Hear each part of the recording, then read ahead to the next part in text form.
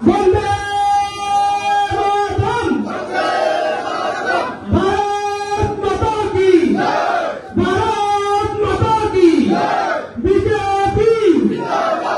আজকে সিপিএম রাজনীতি এবং মাথা ছেড়ে 298 পরিবারের 1126 জন ভোটার ভারতীয় জনতা পার্টিতে যোগদান করছেন।